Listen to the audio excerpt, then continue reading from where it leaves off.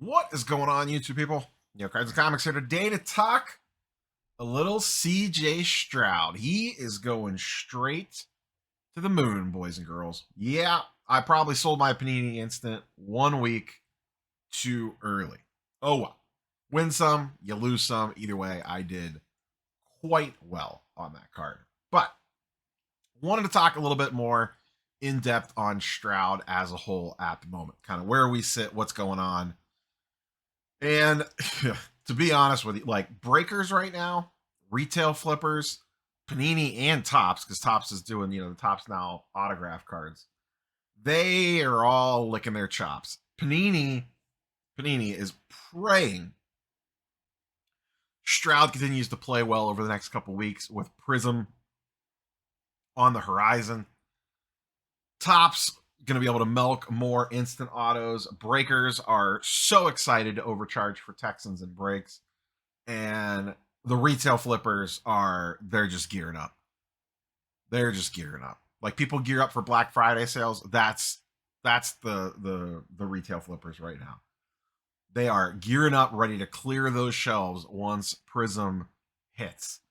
Because he is going to be a big chase, like it or not. Justifiably so. Listen, I don't want to take anything away from Stroud. He has played absolutely fantastic. His card prices should be going up. But kind of before we get into it, I pulled up some random. There's not a lot out there yet to kind of show in regards to Stroud prices. But I just kind of want to lay a little bit of warning out there that there are two real big things going on right now. And that is there is a boatload of demand for Stroud stuff. Auto, non-auto, it doesn't matter. Put the Panini Instant Auto thing aside. Just his general, like, I want a decent Stroud card. The demand is insane. The problem is, because Panini's schedule's been behind for a while now, we don't have a lot of product to chase Stroud in.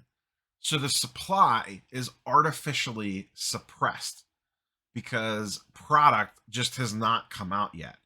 And that's kind of where I want to take this conversation. Could Stroud prices continue to skyrocket? Yes, in the short term. I worry about, specifically, let's see, let me find it here. Which chart did I put it on? Something like this. The Stroud Mosaic Silver.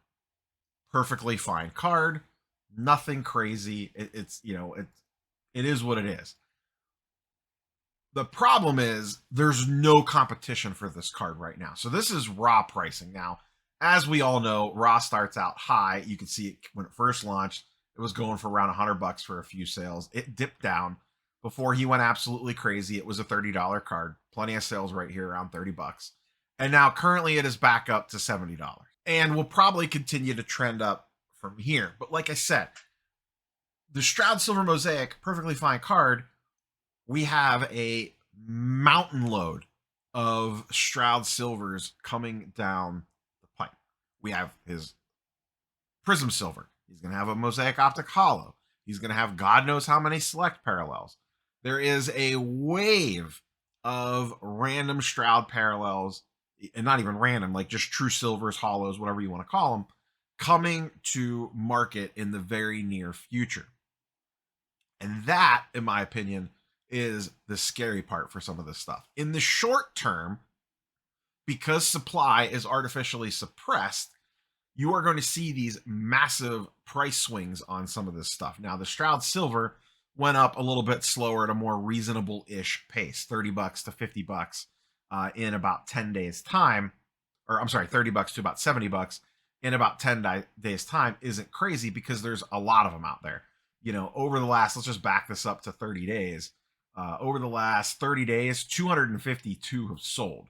You can see this card was still creeping down. If we shorten this up to 14 days, we really start seeing the increase where it kind of bottomed out in the low 30s.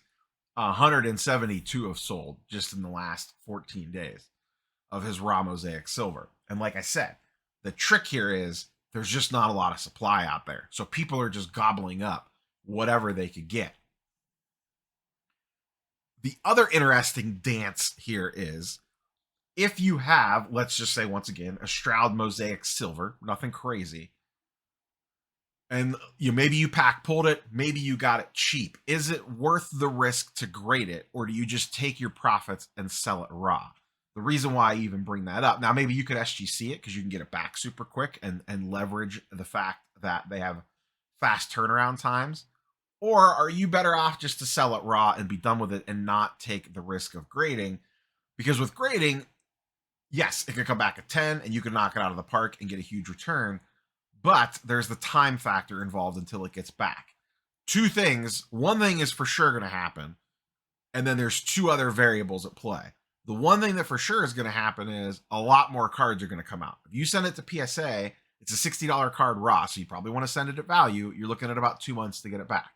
By the time that gets back, you're going to have Prism Silvers on the market, Opticalas on the market, and all this other stuff on the market, regardless of what the card may actually grade. The other variable is, how does he play? Now, he could play really well, continue to play really well, or something could happen. That's probably the least likely of the two scenarios, but it is on the table. He could get hurt. Who knows? We see how fickle this market is with people. Look at Brock Purdy and Tua. Purdy was going to the moon until he wasn't. Now he's probably going to the moon again because he played well again. But that's really the, I think, trap that some people fall into is I have to grade everything. And in a lot of cases, you go through all the rigmarole of grading, and maybe it will sell for more than what it would have, that from what you could have just cashed out for it on. But there's the time factor involved. It took 2 months to get the card back. Was whatever extra money that you made on top of it worth it versus just selling it for, if you're making a profit on it raw? Now, if you're buying at $50, $40, and your plan is to grade it, that's a whole different story. I'm talking about the angle of, I have the car raw in my possession for whatever reason. Maybe you pulled it. Maybe you were gobbling them up when they hit $20, $30, whatever the case might be. Now, his more rare stuff, we see the crazy charts. This is his first Bowman Chrome Refractor auto from Bowman U. Sticker auto, Ohio State jersey, not Texans, but still. For the longest time, there's not a ton of sells on this card. This was going for 170, 200, what do we got there? 180, 135, 140 on the end of October, and then boop, to the moon, 350. I looked, there are none currently on the market, so I don't know what the next one would sell for. And this was almost a week, or over almost 10 days ago, on November 5th. Another one that's kind of aggressively taken off, his White Sparkle. This is also out of Mosaic. This is a super short print. Nice looking card. These look great in hand. Same thing. This first came to market really high. We see this all the time. 1.2K, and then it dropped down 1.8. We got another one there at 900. It got all the way down to the beginning of November at 750. And then now look, last two, 960 and 1.1K. This is raw, once again. There's just not a lot of graded stuff of his to really look at other than like really low end base stuff, because most of the stuff is probably honestly sitting at PSA. So stuff like this, where it's shorter print or there's not a lot of them out there, we are seeing much more aggressive upswings on the charts. Next one, that's the Silver Prism that I pulled up. You can see this one's taking its time. It is moving a little bit aggressively, but not as crazy as some of those others where it's just looks like a roller coaster going up. This is just more of a gradual incline on the way up. Still, up 94% in less than 14 or in 14 days is pretty damn good, especially in this market.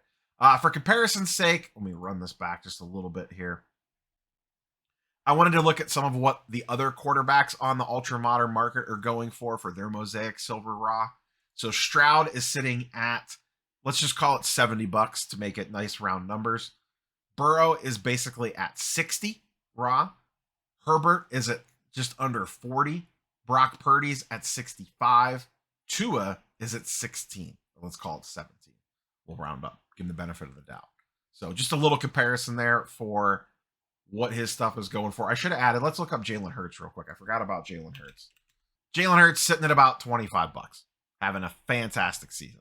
So just to kind of give you some ideas on, think of how good Jalen Hurts is playing right now, and his card goes for $25.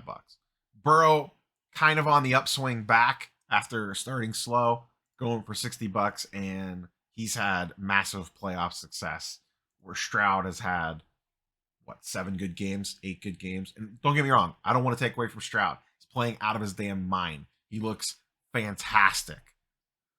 But just keep in mind these back end market conditions that are going on, specifically in regards to supply, because he just does not have a lot of cards out there yet. Here's another one, just went with kind of a random parallel here. This is the Reactive Blue. I chose this one because it's a nice looking card. Looks kind of good, color match action. This one is currently up to around $80 raw.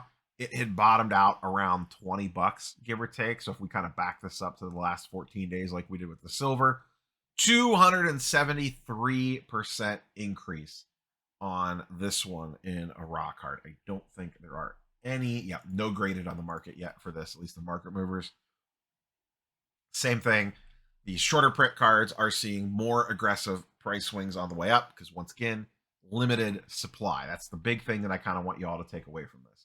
This one was a little surprising. I thought this one would see more crazy spikes. This is the Genesis from Mosaic.